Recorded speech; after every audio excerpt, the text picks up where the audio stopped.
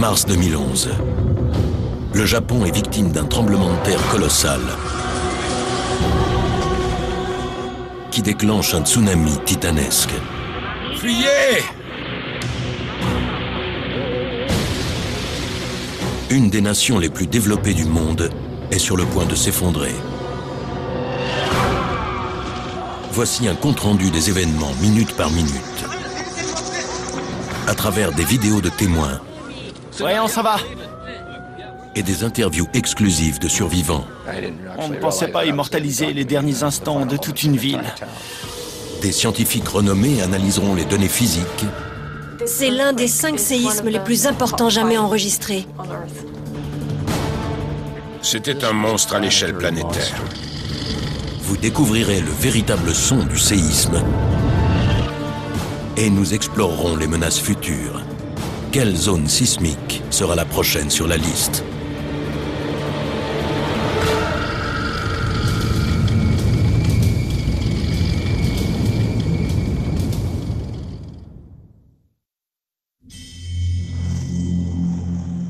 Une des régions les plus instables de notre planète est la ceinture de feu. Cette ligne de fracture continue dans la croûte terrestre qui encercle l'océan Pacifique. À 14h45, heure locale, le 11 mars 2011, à 130 km au large du Japon, une partie de cette faille est au bord de la rupture.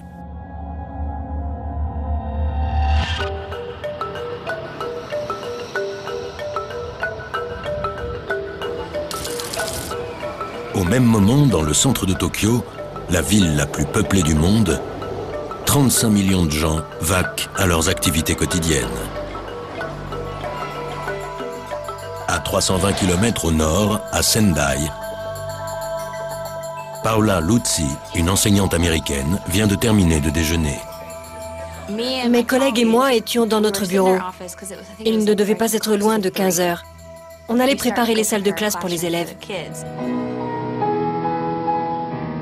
Non loin de là, au lycée d'Osato, Wesley Julian, un ancien professeur, filme la remise des diplômes. J'étais très ému et heureux de retrouver mes anciens élèves et collègues. La cérémonie était très belle. Ensuite, on a déjeuné dans la salle des professeurs. À quelques kilomètres au sud de Sendai, Katsuyoshi Ayazaka s'apprête à sortir faire des courses. Ça n'arrive pas très souvent, mais ce matin-là, mon petit-fils m'a appelé pour me demander de lui rendre un service. Il voulait que je l'emmène faire des courses. Rien ne laisse présager ce qui va se produire. Mais à 130 km de là, dans l'océan Pacifique, et à une trentaine de kilomètres de profondeur dans la croûte terrestre, la plaque Pacifique est poussée sous le Japon. La roche solide se tord et craque. Des tensions se concentrent dans la zone jusqu'à la rupture. À Tokyo, des données affluent au centre de surveillance sismique du pays.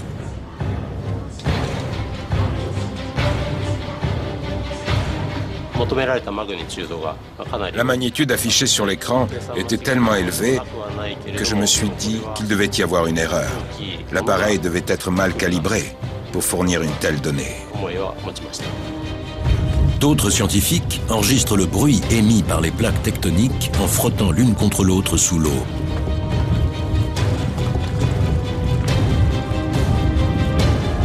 Voici pour la toute première fois le véritable son du séisme, accéléré 32 fois.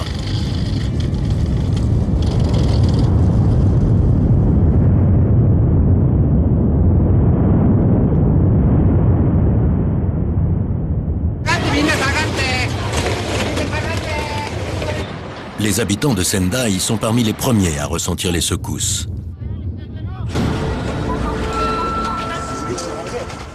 C'était de plus en plus violent. On s'est tous levés, on s'est regardés et on est partis en courant.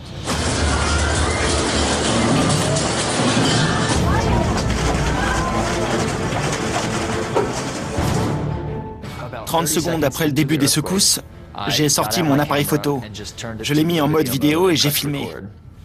Je savais que le séisme allait être puissant. C'est pas vrai. C'est du sérieux. La vache. Et je ne pouvais rien faire. Je ne pouvais aller nulle part. On est à l'abri ici? Oui, je crois. On va faire comme eux. Je me suis demandé si le bâtiment allait s'effondrer.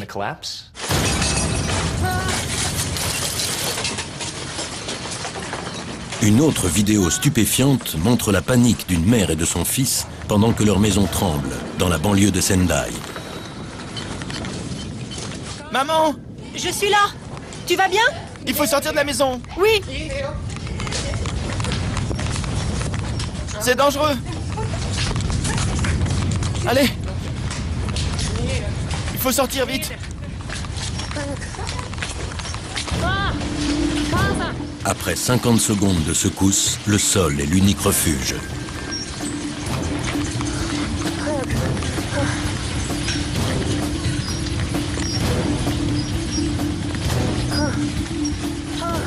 C'est au large de Miyagi? Sans doute. C'est horrible. J'espère que mamie va bien. Ça s'en occupait. La station de base a peut-être été détruite. La secousse dure pendant encore 5 minutes. C'est terrifiant. Tout était en train de tomber dans la maison. Il y a eu une forte secousse, et puis ça s'est quasiment arrêté. Et ça a recommencé. C'était cyclique. Ça se calmait et puis ça reprenait.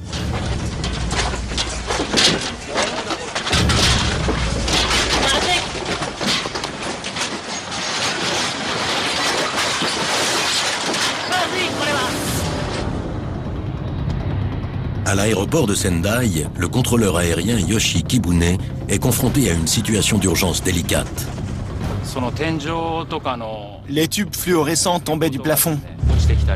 À ce moment-là, des avions étaient en approche pour se poser. On a dû les mettre en circuit d'attente. Les pistes n'étaient pas utilisables.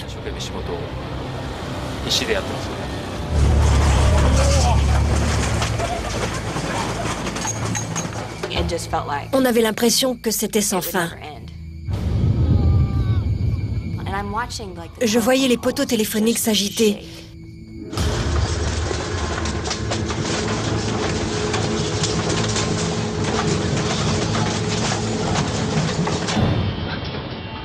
Ça rigole pas. Quand la Terre tremble, le plus effrayant, c'est ce sentiment d'impuissance.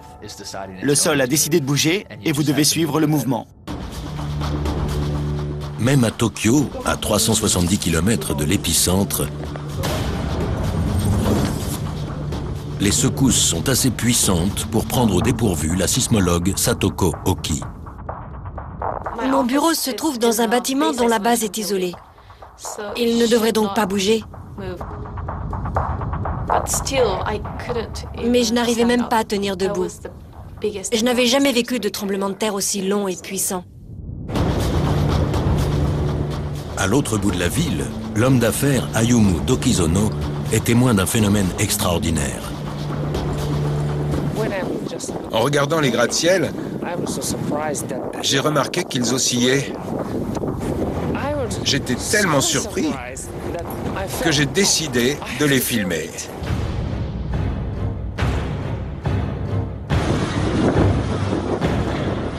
Il n'y a que 7 victimes à Tokyo, mais des choses étranges se produisent. Des fissures apparaissent puis disparaissent dans le sol. Et les secousses sismiques entraînent un phénomène de liquéfaction qui éjecte l'eau contenue dans le sol. Le séisme est de magnitude 9 sur l'échelle de Richter, soit une puissance 600 millions de fois supérieure à celle de la bombe atomique larguée sur Hiroshima. Cette énergie suffirait à alimenter les États-Unis pendant un siècle. Et elle s'est répandue d'un seul endroit en l'espace de 5 minutes. C'est l'un des 5 séismes les plus importants jamais enregistrés. Il Il est si puissant qu'il aurait déplacé l'axe de rotation de la Terre de 10 cm et accéléré sa vitesse de rotation, ce qui aurait réduit nos journées d'une fraction de seconde. Au Japon, le séisme fait vibrer même les installations les mieux sécurisées. À 145 km de la faille se trouve la centrale nucléaire de Fukushima Daiichi. L'installation électrique étant endommagée, les procédures d'urgence s'enclenchent. Les groupes électrogènes de secours sont mis en route et commence la procédure d'arrêt des 3 réacteurs nucléaires alors en activité. Mais à 130 km au large des côtes, le séisme a engendré une force destructrice encore plus terrifiante, qui se propage à 800 km/h.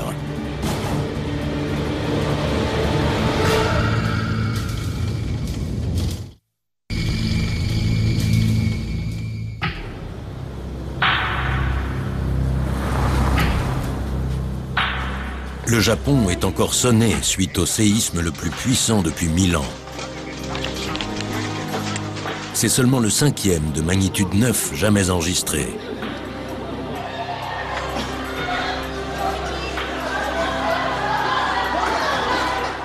Mais un autre phénomène effraie encore plus les Japonais. Un tsunami. Et c'est précisément ce que le séisme a déclenché. Quand la faille s'est rompue, 400 km de plancher océanique se sont soulevés de plus de 3 mètres. Cela a déplacé 100 milliards de mètres cubes d'eau.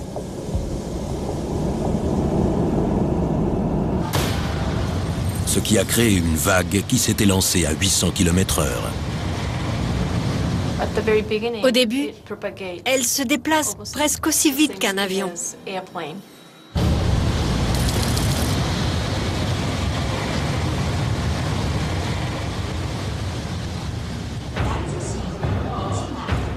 À Sendai, les sirènes d'alerte au tsunami retentissent. L'urgence maintenant, c'est de déterminer la taille de la vague. Le tremblement de terre et le tsunami ont endommagé la plupart des stations de surveillance. C'était une situation totalement irréelle. Alors que les systèmes de surveillance japonais sont dépassés, dans le monde entier, des scientifiques suivent la progression de la vague. Un collègue en Californie m'a appelé à 1h20 du matin. Il m'a dit « Allume la télé, c'est le chaos au Japon ». Le séisme avait eu lieu 35 minutes plus tôt. J'ai pu voir les premières images de l'arrivée du tsunami. C'était un monstre à l'échelle planétaire. À 5 km au large, les gardes-côtes sont les premiers à filmer la vague.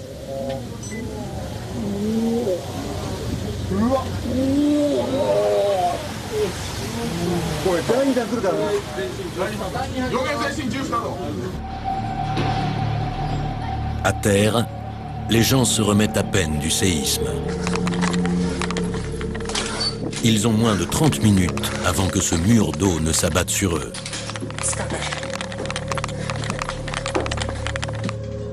Et un autre danger apparaît. Une partie des côtes japonaises s'est affaissée d'1 mètre. L'impact du tsunami en sera donc d'autant plus important. Dans la ville portuaire d'Otsushi, l'Américain Brian Barnes s'occupe d'un projet environnemental. Je n'avais pas pensé au risque de séisme en allant au Japon. Tsunami! On s'en va, oui, on s'en va. Je ne savais pas qu'il y aurait un tsunami, mais je pensais qu'il y avait 90% de chances que ça arrive. Il faut qu'on aille où? En hauteur! Où?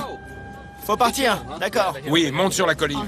Tous les employés s'en vont. Brian se dépêche de gagner en altitude alors que la caméra tourne toujours. C'est des sirènes qu'on entend? Oui. Oui. La ville a déjà subi des tsunamis.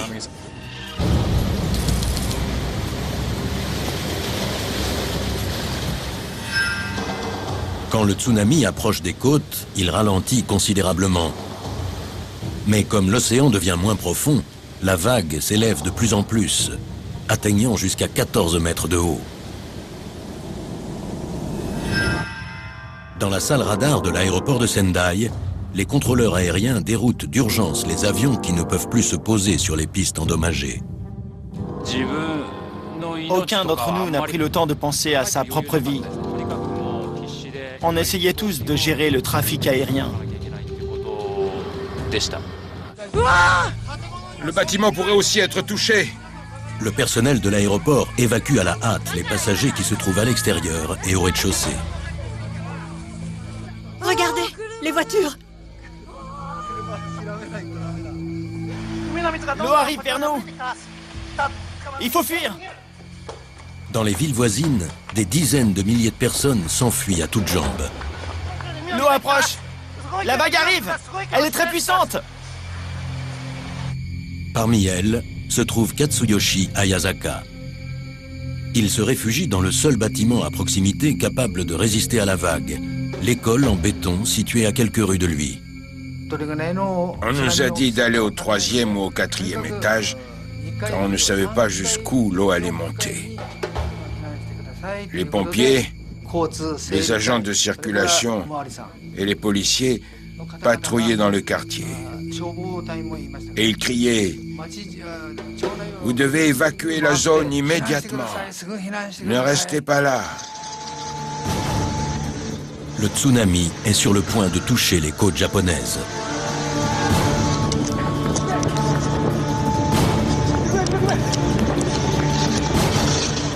Monte dans le camion. Le tsunami approche. Il y a 2 ou 3 vagues. À 15h15, le 11 mars 2011, le tsunami approche de la côte est du Japon.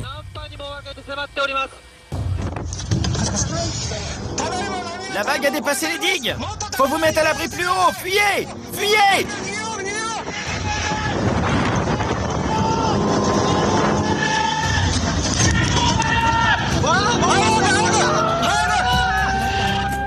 Les tsunamis se déplacent vite. S'il est proche, il sera là très vite. Ils prennent l'alerte très au sérieux.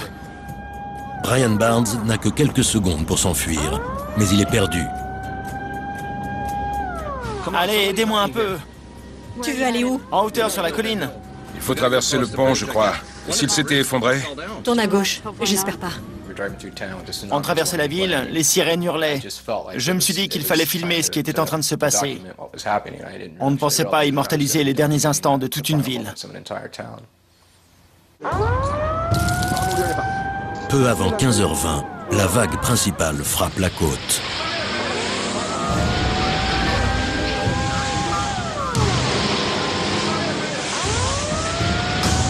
Des centaines d'anonymes filment la catastrophe avec leur caméscope ou leur téléphone portable. Dans le port de Shiogama, la mer se déchaîne. Fuyez!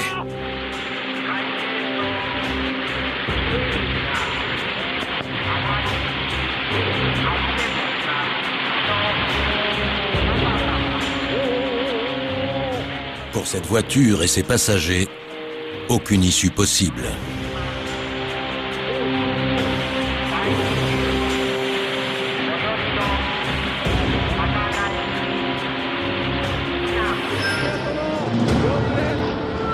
À 130 km plus au nord, à Kamaishi, des millions de mètres cubes d'eau se déversent dans des rues faisant tout juste 10 mètres de large. Ces couloirs étroits augmentent la vitesse d'écoulement de l'eau. On entendait parler d'un tsunami de 10 mètres de haut qui allait toucher telle et telle ville.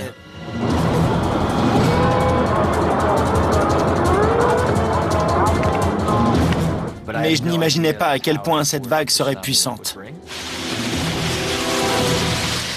On s'attendait tous à subir un tsunami. Quand la terre tremble aussi fort, c'est une peur légitime. Une partie de nos élèves vivaient dans ces villes côtières. On priait pour eux. On espérait de tout cœur qu'ils n'étaient pas sur place quand la vague est arrivée.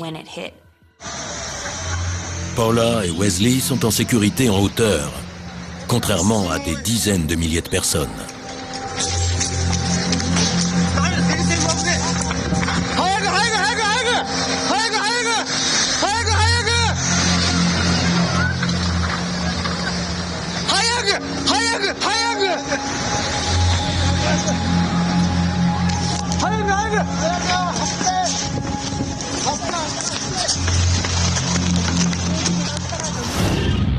À Kessenuma, une vidéo amateur montre la ville submergée par la mer en l'espace de 4 minutes.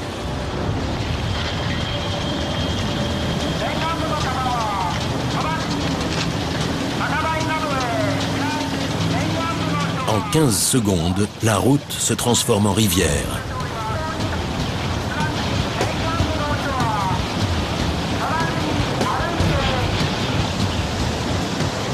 Une minute et 20 secondes, un entrepôt qui pèse des milliers de tonnes est emporté comme une poupée de chiffon.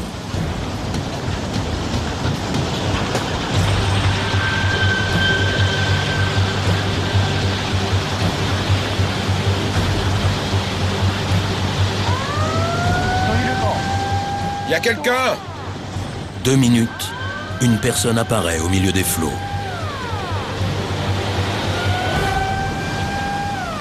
C'est une inondation de proportions bibliques. « 3 minutes 15 secondes après son arrivée, l'eau atteint le 3e étage, soit plus de 8 mètres de haut. Plus au nord, sur la côte, Brian Barnes est coincé au sommet d'une colline. C'était le chaos le plus complet. L'eau montait, elle poussait sur l'arbre qui se trouvait juste en dessous de moi. Elle commençait à le déraciner. Il va partir! Elle a complètement englouti un arbre de 12 mètres de haut en quelques secondes. À ce moment-là, je me suis demandé jusqu'où elle allait monter. Si elle allait continuer et recouvrir toute la colline. À ce moment, on commence à se dire qu'on vit sans doute ces derniers instants.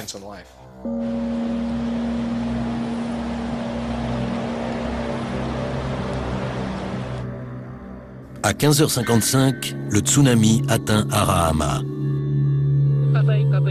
Katsuyoshi Ayazaka grimpe sur le toit de l'école juste à temps. Quelqu'un a crié « Elle arrive !» et on a vu cette vague gigantesque foncer droit sur nous. Elle faisait un bruit assourdissant. Elle soulevait des nuages de poussière en balayant les murs des bâtiments. Il y a eu comme un bruit de collision et l'air s'est chargé de débris.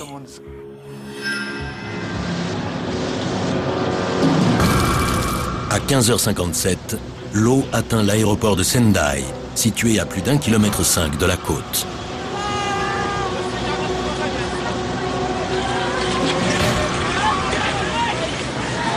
Le contrôleur aérien Yoshi Kibune est encore en train de dérouter des avions quand il est obligé de se réfugier à un étage supérieur.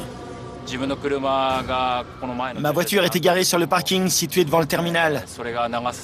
J'ai vu l'eau l'emporter.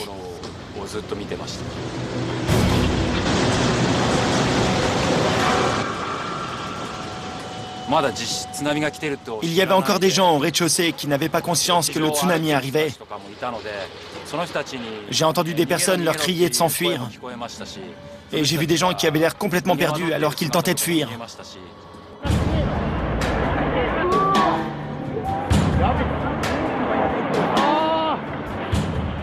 La vague continue son avancée inexorable et s'enfonce de 10 km dans les terres.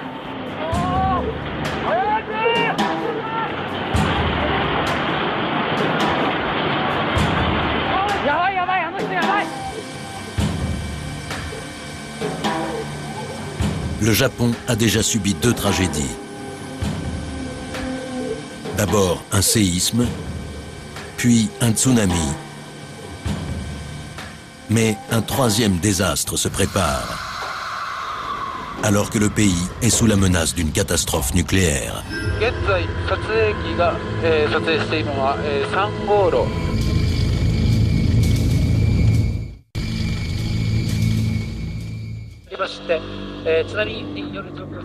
À 15h42, 56 minutes après que l'un des 5 séismes les plus puissants jamais enregistrés a frappé le Japon, le tsunami arrive à la centrale nucléaire de Fukushima Daiichi. 3 de ces réacteurs sont en activité. Des groupes électrogènes diesel envoient de l'eau autour des réacteurs pour refroidir les barres de combustible nucléaire. Mais pour continuer à fonctionner, ils doivent impérativement rester au sec.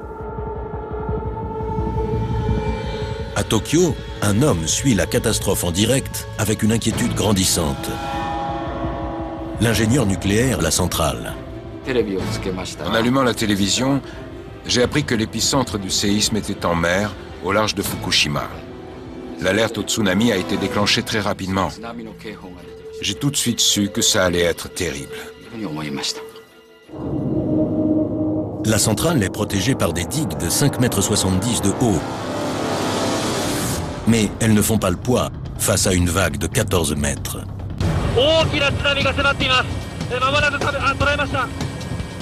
Filmée juste après le passage du tsunami, cette vidéo impressionnante montre les dégâts occasionnés. Submergés par la vague, les groupes électrogènes sont détruits.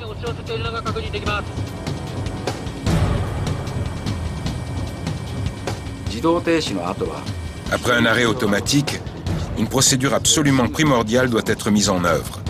Le refroidissement du réacteur. Désormais, il ne reste plus qu'un système de refroidissement de secours. Des pompes actionnées par des batteries. Mais elles ne disposent que d'une charge de 8 heures. Le temps presse. Alors que la fusion du cœur des réacteurs est une menace bien réelle, le long de la côte est du Japon, la population lutte pour sa survie. Au point le plus élevé enregistré, la vague est montée à 38 mètres au-dessus du niveau de la mer. Ça m'a brisé le cœur de voir ces villes que je connaissais bien.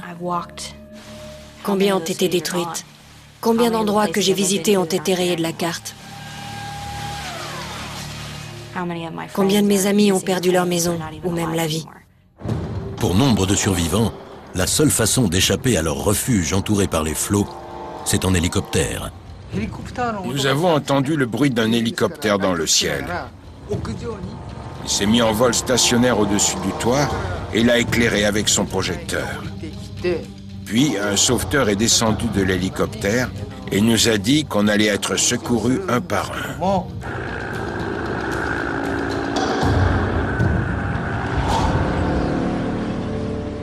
En retournant à Otsuchi, Brian Barnes découvre une ville complètement dévastée.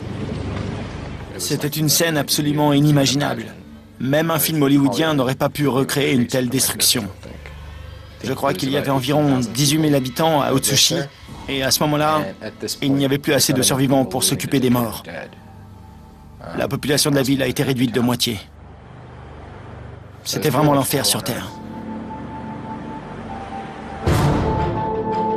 Mais le cauchemar que vit le Japon est sur le point d'empirer.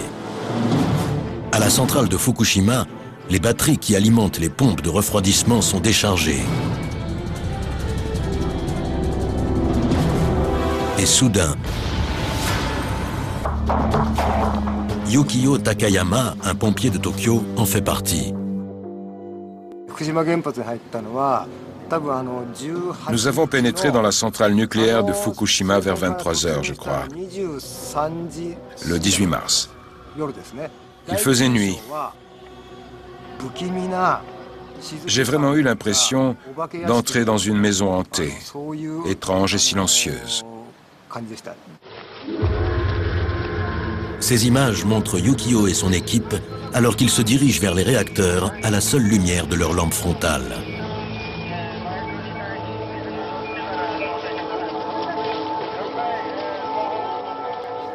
On ne voyait ni ne sentait rien de dangereux. Il faisait très sombre. On voyait juste devant nous le bâtiment du réacteur numéro 3 qui était endommagé et d'où de la fumée s'échappait. On a tous ressenti une peur étrange. Dans la centrale, Yukio et 300 autres pompiers travaillent en équipe de 50. Ils déversent de l'eau de mer sur les réacteurs, risquant ainsi leur vie pour éviter un drame encore plus tragique. J'avais peur. Je ne connais pas grand-chose aux radiations, mais je savais qu'une exposition importante entraînait à coup sûr la mort. Donc la peur était un sentiment bien naturel, mais elle était contrebalancée par le sens du devoir que nous éprouvions tous.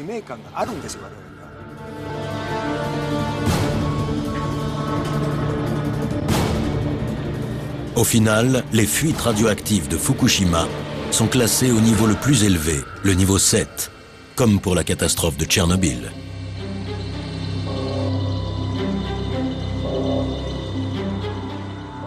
Le Japon n'a pas connu de plus grand désastre depuis la Seconde Guerre mondiale.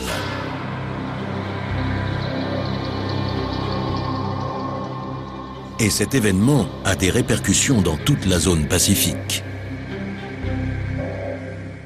11 heures après le séisme, le tsunami atteint l'autre extrémité de l'océan Pacifique. Il dépasse Hawaï et continue son périple du 8000 km à une vitesse moyenne de 720 km/h pour terminer sa course sur la côte de Santa Cruz, en Californie. Un séisme au Japon produisant de tels effets illustre de façon inquiétante la menace sismique qui se cache sous la côte ouest des États-Unis.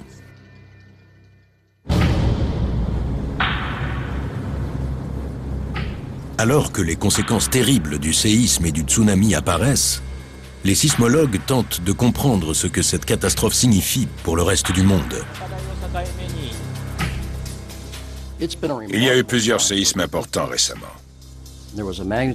En 2011, une secousse de magnitude 6,3 juste à côté de Christchurch, en Nouvelle-Zélande, a fait énormément de dégâts et plus de 180 victimes. En 2010, le tremblement de terre au large du Chili était de magnitude 8,8. Et là, un séisme de magnitude 9 au large du Japon. En un peu plus d'un an, 3 zones de la ceinture de feu du Pacifique ont rompu. La côte ouest des États-Unis pourrait être le théâtre d'un 4e désastre. Une question hante désormais tous les esprits. Quand un tel phénomène se produit dans une zone très éloignée, comme le Japon, nous tentons systématiquement de déterminer ce que cela implique pour nous, aux États-Unis. Plus de 25 millions de personnes habitent le long de la côte Pacifique en Amérique du Nord. Depuis le Mexique au sud jusqu'en Alaska au nord, toute la région est une zone sismique active. L'une des zones à risque les plus importantes se trouve en Californie, là où la ceinture de feu est visible sur la terre ferme, le long de la faille de San Andreas. Le professeur Tom Jordan a simulé les effets d'un séisme majeur dans la région. Voici la faille de San Andreas en Californie centrale. Nous avons représenté les effets d'une secousse de magnitude 8. La partie nord de la faille se rompt et l'onde de choc se propage vers le sud à 9600 km/h. Toute la ville de Los Angeles se met à trembler. Ce genre de séisme serait absolument dévastateur. Mais plus au nord, un danger encore plus grand menace les États-Unis. Il existe une faille similaire à celle qui s'est rompue au large du Japon, le long des côtes de l'Oregon, de l'État de Washington, de la Californie du Nord et de la Colombie-Britannique. Tapie à 80 km des côtes nord-ouest, la zone de subduction de Cascadia est active. La croûte océanique s'y enfonce sous la plaque nord-américaine. Et là aussi, la roche est soumise à une pression énorme. Si une rupture venait à se produire, le nord-ouest de l'Amérique du Nord pourrait connaître le même sort que le Japon. Un séisme dévastateur, suivi d'un énorme tsunami qui atteindrait la côte ouest du continent en seulement 25 minutes. Une telle secousse, juste au large des côtes, laisserait peu de temps pour alerter la population qui vit dans la région. Les villes de Vancouver et Seattle sont en première ligne. Nous disons toujours aux gens, si vous sentez une grosse secousse près de l'océan, réfugiez-vous en hauteur. On n'a pas assez de temps pour émettre les alertes au tsunami. Vous devez évacuer la zone de votre propre chef.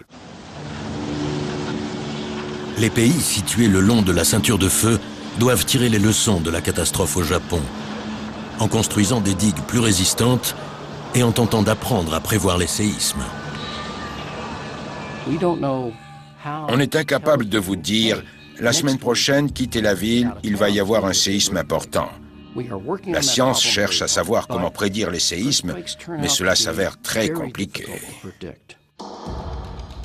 La question est d'autant plus pertinente à Tokyo, alors que des centaines de répliques viennent ébranler une nation déjà sous le choc.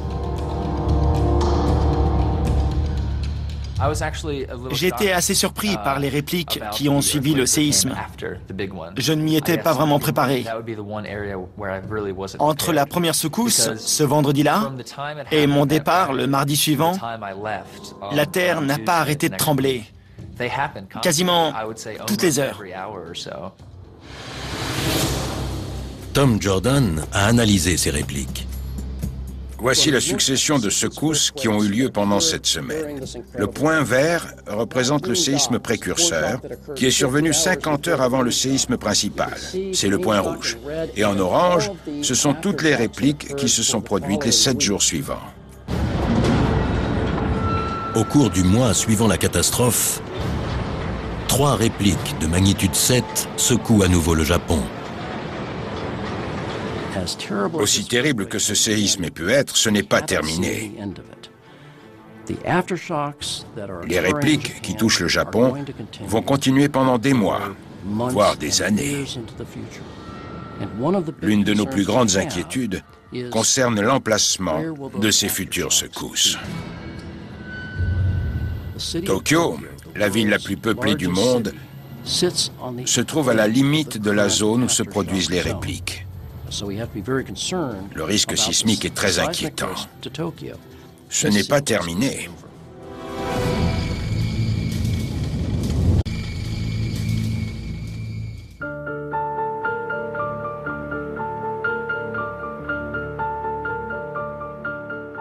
Alors que les sismologues continuent d'analyser ce qui s'est passé au Japon, le véritable bilan humain commence seulement à apparaître. Il n'y a pas de mots pour décrire la dévastation que le tsunami a infligée au nord-est du Japon. C'est une catastrophe incommensurable. Les infrastructures ont été détruites.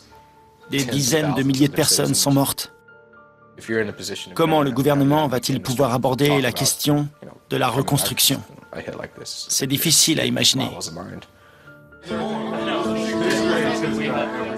Paula Luzzi est restée au Japon pour aider les personnes sinistrées. On s'est organisé.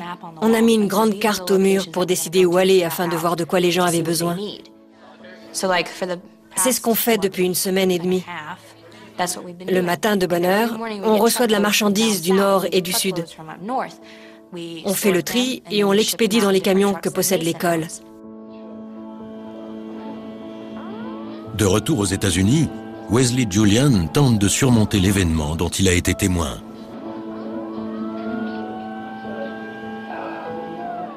Quand je revois ces images, ça me renvoie toujours à ce moment-là.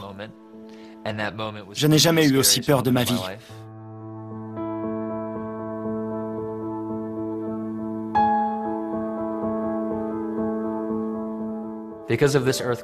Le séisme m'a en quelque sorte fait comprendre à quel point j'avais de la chance, parce que je m'en suis sorti.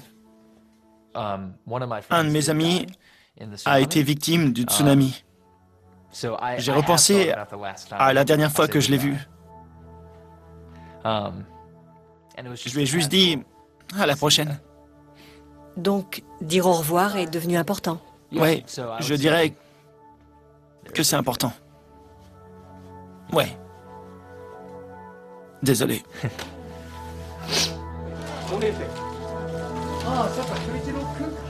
Au nord-est du Japon, des dizaines de milliers de survivants se retrouvent dans des abris de fortune. J'ai 70 ans. J'ai vécu beaucoup de choses dans ma vie. Là, j'ai l'impression de repartir de zéro. Tout est à recommencer, tout est à refaire.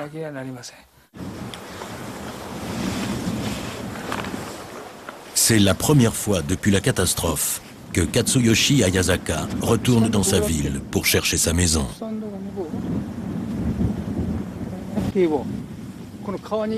On va aller jusqu'à la rivière et rebrousser chemin. Je suis perdu.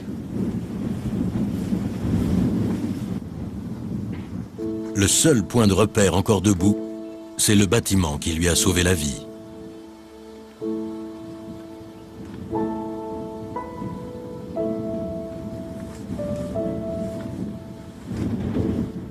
C'est la route, non?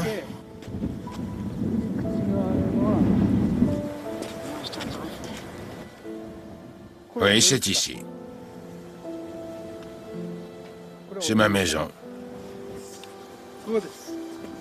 Voilà où j'habitais. Juste ici, c'était ma maison. Mon foyer.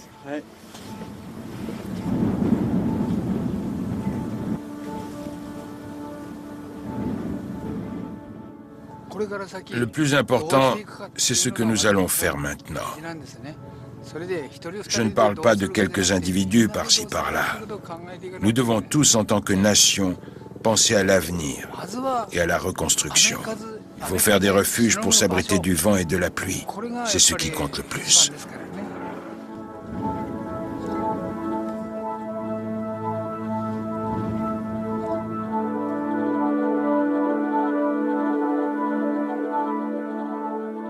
À ce jour, la catastrophe a fait plus de 13 000 victimes confirmées. 14 000 personnes sont toujours portées disparues.